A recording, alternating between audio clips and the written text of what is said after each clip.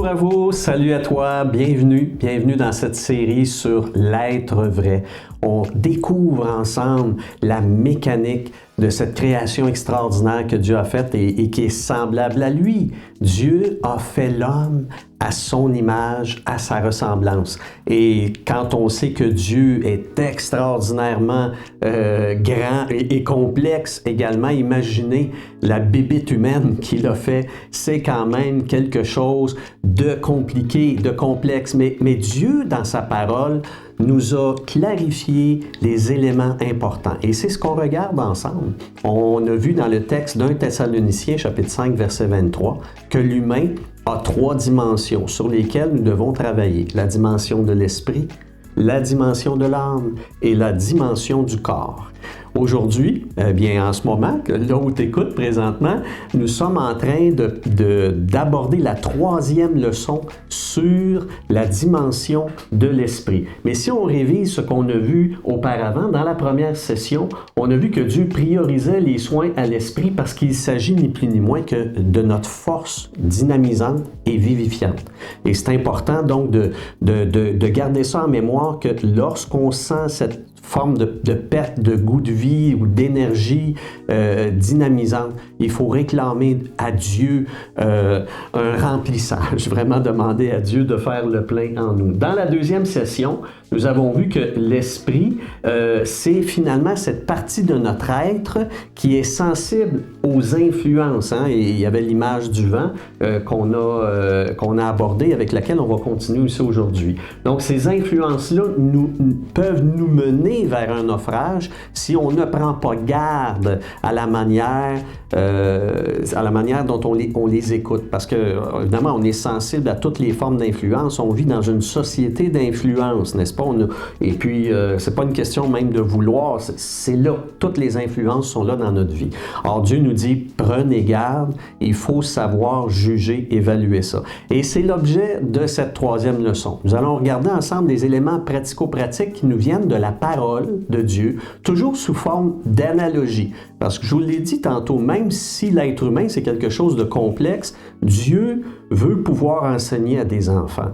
Et la meilleure façon de faire ça, c'est d'y aller par analogie, comme Jésus a enseigné avec des paraboles. Dieu, lui, dans les Écritures, nous donne des exemples qui sont très, très compréhensibles facilement par ces images-là, des évocations, des comparaisons, qu'on appelle aussi des analogies. Alors, ce qu'on va regarder ensemble aujourd'hui, c'est le fait que, justement, il ne faut pas juste évaluer les vents d'influence, il faut aussi voir clair où on s'en va. Et quand on appelle cette notion-là de voir clair, comme le marin doit voir clair où est-ce qu'il s'en va, ça nous parle en fait du regard, de la vision, de la vue. Ou, comme dans l'Écriture, il est écrit dans un texte de la Première Alliance, ou ce qu'on appelle aussi l'Ancien Testament, dans le livre des Proverbes, chapitre 20, verset 27, il nous est dit que le souffle esprit de l'humain est une lampe de l'Éternel. C'est intéressant. Elle explore jusqu'au fond de l'être. Là, vous pourriez dire, mais non, Christian, tu nous disais que tu parlerais de l'œil. Oui, mais le sens de cette idée-là, le fait que le souffle en nous est comme une lampe, ça nous parle de l'élément d'éclairer. Et on saute à ce moment-ci dans l'école de Jésus, au moment où Jésus, dans le Sermon sur la montagne, dit ceci: « L'œil est la lampe de l'être. » On dit, mais regardons, c'est la même image. Alors, dans le texte des Proverbes, on voyait que l'esprit, c'est la lampe de l'être qui nous permet de voir des choses qui sont cachées profondément en nous. Ça peut être aussi à l'extérieur. Et Jésus a repris cette même idée-là du texte des Proverbes en disant ceci: l'œil est la lampe de l'être. Si on veut le regard, parce que l'œil, on va dire, ouais, ben là, l'œil lui-même, non. En fait, c'est la capacité de voir, cette capacité-là de sonder du regard, d'observer, de scruter, d'examiner. L'œil est la lampe de l'être, c'est-à-dire qu'elle va t'éclairer pour savoir là où tu dois aller. Et il continue, si ton œil est en bon état, s'il fonctionne comme il faut, si tu sais observer de la bonne manière, tout ton être va être éclairé. tu vas voir où est-ce que tu en es dans la vie présentement, puis tu vas comprendre là où tu dois t'en aller. Et Jésus dit, mais si ton œil fonctionne mal, toute ta personne sera dans les ténèbres. Jésus ici faisait pas, comment je pourrais dire, de l'anatomie médicale. Jésus n'était pas en train de dire, va voir le docteur de l'œil, va voir ton oculiste ou ton ophtalmologiste, et puis il faut que tu soignes la santé de ton œil pour que ta vie aille bien. Non, non, on comprend que Jésus parlait ici par analogie. Et l'œil, c'est donc cette capacité-là que nous avons de pouvoir observer les choses et de les examiner. Et Jésus, reprenant cette idée du livre des Proverbes, nous fait comprendre que nous avons, par la grâce de Dieu, dans l'esprit, comme dit le livre des Proverbes, il nous dit que ça, c'est une des fonctions de l'esprit. Nous avons cette capacité-là d'analyser les choses, de les regarder comme il faut, de les questionner, de les sonder, comme dit le livre des Proverbes, de sonder même à l'intérieur des fois de l'être d'une autre personne. C'est ça que dit le livre des Proverbes. C'est extraordinaire. Et en passant, il y en a qui font fonction de métier. Qu'est-ce qu'un psychologue, qu'un psychiatre? Sinon, ce genre de personnes-là qui, par l'écoute, par l'examen de ce qu'ils entendent, peuvent descendre dans le fond de l'être d'une personne et comprendre quelles sont ses difficultés, ses motivations et ses erreurs aussi éventuellement. Ben, Jésus dit, ça c'est un potentiel qui nous est accordé par Dieu et dont on doit profiter. Dans ces deux passages donc de la Bible, le souffle-esprit est comparé à une lampe qui éclaire notre vision des choses. Ça éclaire notre vision pour savoir plus spécifiquement où nous devons aller. Qu'est-ce qu'on peut voir? Voir ce qui est caché en nous. On peut voir ce qui est caché en l'autre. On peut voir ce qui nous environne. Et si on reprend même l'exemple du marin, vous voyez, ça nous amène à faire des choix. Le souffle-esprit est notre capacité à voir pour juger les influences et viser une destination. C'est le regard du navigateur. Donc, si ma vie est comme celle d'un marin à bord d'un voilier, je dois, pour considérer quelle direction je dois donner à ma vie, il faut que je fasse l'examen de ces choses-là. Vous voyez, un navigateur sur un voilier doit constamment avoir le sens de l'observation, regarder qu'est-ce qui se passe, les nuages, d'où vient le vent, qu'est-ce qu'il y a, les vagues devant moi, est-ce qu'il y a des récifs, il doit tout le temps observer. Et Dieu nous dit, la force de l'esprit, c'est cette force-là qui est celle d'examiner, d'observer, de considérer, puis voire même de discerner. C'est aller voir des choses par l'analyse, des choses qui ne se voient pas au premier regard, au premier abord. De discerner, c'est de voir au travers. C'est de voir au travers les choses. Jésus nous avertit que nous devons évaluer clairement tout ce qui nous influence dans ce monde. De cela dépend notre destination vers Dieu ou non. Donc ça, c'est la première partie de cette leçon-ci sur comment est-ce que je peux justement naviguer. Dieu nous dit, Jésus nous enseigne que c'est tout le temps par l'analyse. Il faut regarder, considérer, prendre le temps de bien observer. Deuxième élément par rapport au souffle, il nous est dit dans la parole de Dieu que le souffle-esprit n'est pas seulement regard sur les choses qui y a autour de moi, mais c'est aussi analyse de toutes ces influences-là par l'intelligence, ni plus ni moins. En réalité, dans l'humain, écrit l'auteur du livre de Job, en réalité, dans l'humain, c'est l'esprit, c'est-à-dire le souffle du Tout-Puissant, qui donne discernement et connaissance. Et en disant cela, l'auteur du livre de Job nous indique que l'esprit est ce bagage de connaissances qu'on doit emmagasiner. Bagage de connaissances qui peuvent venir de l'éducation du monde, mais bagage de connaissances qui peut venir aussi des connaissances, de la connaissance de Dieu. Et c'est ce vers quoi, dans le texte suivant, nous voyons, quand l'apôtre Paul, dans le livre aux Éphésiens, écrit ceci, « Que Dieu vous donne un souffle-esprit de sagesse. » Vous voyez? C'est non plus seulement le regard, l'analyse de ce qui m'entoure, mais c'est également ce que je vais accumuler dans cette étude, dans cette vision-là, dans cette compréhension-là de mon observation. Alors que Dieu vous donne un souffle esprit de sagesse et de révélation. Sagesse, c'est ce que j'apprends par l'expérience. C'est ça la sagesse. La sagesse, c'est une connaissance du terrain. Dans le fond, j'apprends des choses de façon exploratoire. Okay? On dit scientifiquement de façon empirique. Comment je sais faire une chose? Bien, je fais des expériences, je fais des essais-erreurs et j'apprends. Et là, je sais que la prochaine fois, il faut que je fasse les choses de telle manière ou il faut que j'évite de les faire de telle façon. C'est ça la sagesse. Alors ça, l'esprit de Dieu peut nous aider en cela, ou notre esprit même peut dégager la sagesse. Vous savez, parenthèse ici, que ce dont on parle par rapport à l'esprit, c'est aussi pour les non-croyants. Les non-croyants écrivent aussi des livres sur de la sagesse, sur du bon sens de la vie, etc., sur de la morale. C'est ce qu'on appelle la morale, vous voyez? Donc ça, c'est des potentiels qui sont ceux de tous les humains. Nous verrons dans la dernière leçon sur l'esprit cette distinction-là qu'on doit faire cependant entre le souffle esprit humain et le souffle esprit de Dieu. Mais pour l'instant, revenons à notre étude. Dieu vous donne un souffle esprit de sagesse, qu'il vous donne un souffle de révélation. Alors la révélation, c'est non plus ce que je peux apprendre par l'expérience, mais c'est ce que je peux apprendre ou comprendre par un don de Dieu.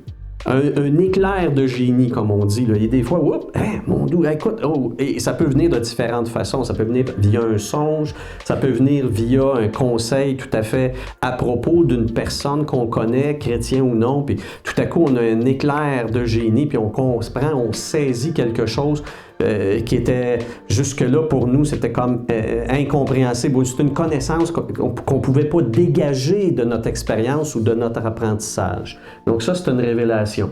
Alors tout cela selon la vraie connaissance, c'est-à-dire celle de Dieu, celle qui est vraie, pour qu'ayant ainsi, voyez, on revient à l'image du regard, illuminez les yeux de votre cœur, parce que c'est un regard, mais c'est un regard qui nourrit mon être intérieur. Vous sachiez à ce moment-là quelle est son espérance, quel est son héritage, quelle est sa puissance. L'apôtre Paul ne dit pas autre chose que ce qu'on est en train de regarder dans cette leçon-ci.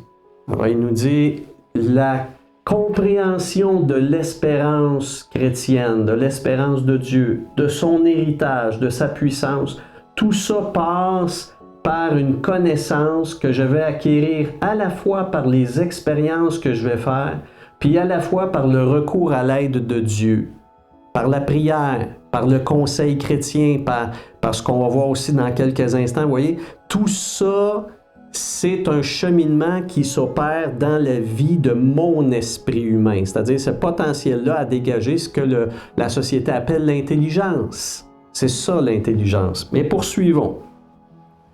Comment donc peut-on connaître parmi les hommes ce qui concerne les choses de la vie humaine, sinon que par le souffle esprit de l'humain? Alors l'apôtre Paul ici nous explique tout simplement que l'humain normal, par son souffle naturel, son souffle esprit, comprend ce qui concerne la vie humaine. Et ça, c'est une dynamique dans laquelle nous aussi, nous sommes impliqués. On apprend des choses dans la vie sociale et dans la vie de tous les jours qui dépendent de cette intelligence-là, de ce potentiel de voir les choses, d'apprendre les choses, de les analyser, de les choisir, de les intégrer, etc.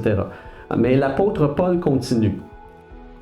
Aussi, personne ne peut connaître ce qui concerne les choses de Dieu, sinon que par le souffle esprit de Dieu.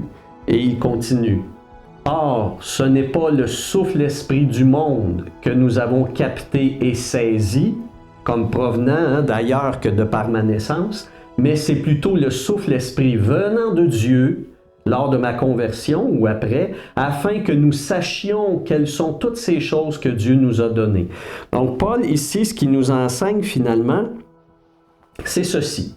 Le souffle esprit humain permet de quoi? Il nous permet d'observer, d'examiner, d'évaluer, de juger les choses pour acquérir là-dessus, à cet effet-là, des données sur le monde physique, des données sur le monde naturel, la nature, la biologie, etc., la médecine, et des éléments de rationalité sur la philosophie ou quoi que ce soit, sur les décisions qu'on doit prendre dans le monde financier ou tout ça. Tout ça, c'est possible par la capacité d'observation et d'analyse du souffle-esprit humain.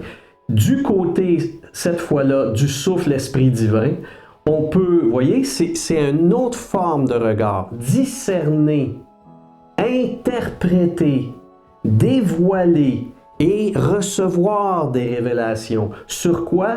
Mais non plus sur le monde terrestre, mais sur le monde spirituel. Vous voyez, des données qui sont reliées à des dimensions de l'invisible, parce qu'il y a un monde dans l'invisible qui nous affecte aussi positivement et négativement, les notions sur le monde surnaturel et sur toutes les dimensions et la population de ce qu'il y a dans les niveaux spirituels. Et ça nous est donné également par le souffle Esprit de Dieu. Conclusion. Tous ont, par le souffle Esprit humain, le potentiel de découvrir et d'apprendre pour devenir ce qu'on appelle intelligent dans la vie. Ça, c'est donné à tout le monde.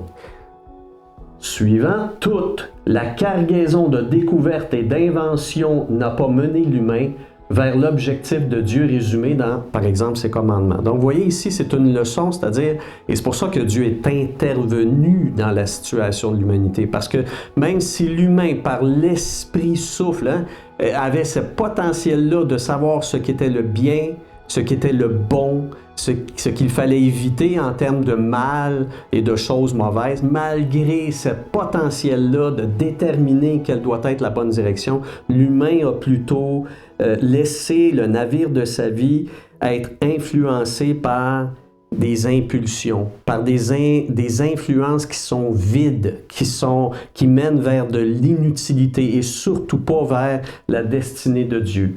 Donc, vous voyez, c'est important. Nous devons apprendre à prêter voile aux influences du souffle-esprit de Dieu. Donc, vous voyez, on a vu dans la leçon précédente que c'était essentiel d'analyser tout ce qui m'influence dans ce monde. Et dans cette leçon aussi, on voit que ce regard-là que je dois avoir, moi, comme chrétien, comme enfant de Dieu ayant reçu l'Esprit de Dieu, je dois dégager, je dois m'efforcer d'aller vers un regard, vers une vision, vers un discernement qui comprend toutes les notions de l'invisible. Alors, je sais, c'est pas évident. Il y a une nécessité d'apprendre à ce moment-ci, vraiment de dire, oui, mais là, OK, mais comment je peux savoir ce qui vient, même dans cette dimension-là du spirituel, de ce qui est de Dieu ou pas de Dieu ou d'influence? Comment je peux distinguer vraiment ce qui vient de Dieu et ne vient pas de Dieu dans le domaine de l'esprit? Eh bien, c'est ce qu'on va voir à la prochaine leçon. Donc, je vous y donne rendez-vous. À bientôt.